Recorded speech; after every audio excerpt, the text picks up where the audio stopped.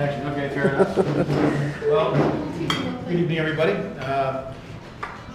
As you know, we're very happy to have a guest speaker here tonight to talk about a very interesting concept, crowdfunding, which is a mechanism recently being developed, an alternative way to finance a business. I have to apologize to our speaker that I don't think I can pronounce your last name without help. So I'll just simply say, welcome to Manolis. Thank you very much. That's right. Russ, give me the card one now. I can't pronounce it. Thank you, everyone. It's a pleasure to be here. My name is Rotary. I'm the founder and creator of RealityCrowdTV, and I'll share with you exactly what that is a little bit later. But I'd like to start off our chat, and if we can, if I can see by a show of hands, who has ever heard about crowdfunding before? Crowdfunding? If you could span the audience just to see if anyone's raising their hand. If anyone's ever heard about crowdfunding.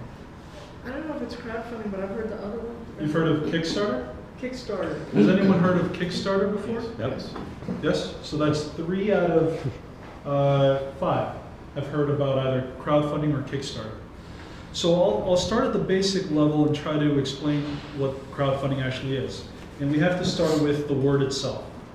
So you have a crowd of people who believe in an idea, a business, a creative endeavor, or an artistic talent, and they pool their resources together in order to fund that idea that an individual creator actually wants to see become reality. So in 2009, these type of companies that provided a platform for that mechanism to occur sprout up online, and these are the companies such as Kickstarter.com and Indiegogo.com. And just to simple it even more, think of the online version of passing around the basket at church, but now instead of a write-off, it's no longer a charity, instead of a write-off, you're receiving a reward to incentivize you to actually donate to that project or idea. So to give you the basic, very basic example, and you mentioned it earlier, if I'm a musician and I have a talent and I can play the piano really well, and I'd like to make a professional album, but I don't have the $5,000 that the studio will charge me to make the professional album. I can go on a website such as Kickstarter.com, put myself on there, create a short video of my musical talents to prove that I'm actually a good musician, and I could put on the website that my goal is to raise $5,000 within 2 months in order to create a professional album. And so the next question is, why would someone just donate to that person's dream? The individual will offer them a reward in the form of a contribution toward that goal. So if an individual donates, let's say, $25 towards that individual's dream, the individual might say, for that $25 contribution toward my funding goal of $5,000, I will give you a finished copy of my CD once I finish creating it with the money you're giving me to go to the actual studio and create the album. And just to make it clear that this is not some sort of fad, Kickstarter.com since 2009 funded 55,000 projects by 5.5 different million individuals, and they raised $950 million doing this since 2009. So this is something that's catching on. This isn't something that just happens once in a while. It's beginning to catch on a lot. At the end of 2013, this last year, the total industry, this was just one website, there's other websites that do this, the total industry raised $5 billion. So it's a $5 billion industry right now.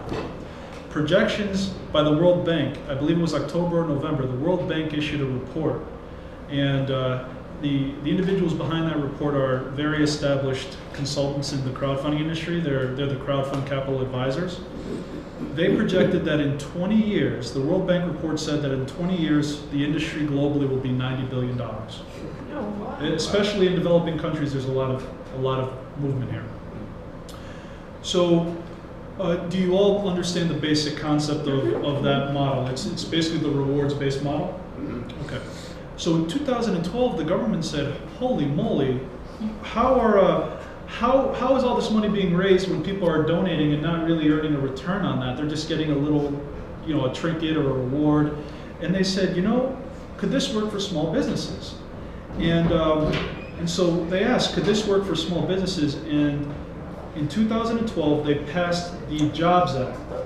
And the Jobs Act of 2012 had provisions for small businesses to raise capital through crowdfunding. So let me give you a small history lesson back in 1933. We all know that was the Great Depression era.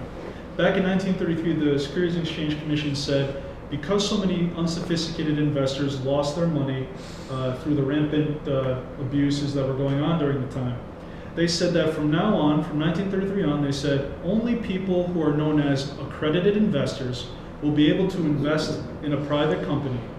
And accredited investors are individuals who make $200,000 a year or are worth $1 million in net worth. And so from 1933 on, only accredited investors could invest in private companies in what they call Rule 506 Regulation D offerings. Flash forward to 2013, when the government noticed the success of the rewards-based Kickstarter model. And they also noticed that it's the internet age where everyone has a lot of information at their fingertips, much more information than anyone had back in 1933. They said, let's revisit this restriction on capital. Let's revisit the act that said only accredited investors can invest. Can we hold it there because our food is going to get cold? Oh, of course. How about Can you we please finish hit the stop Okay. button?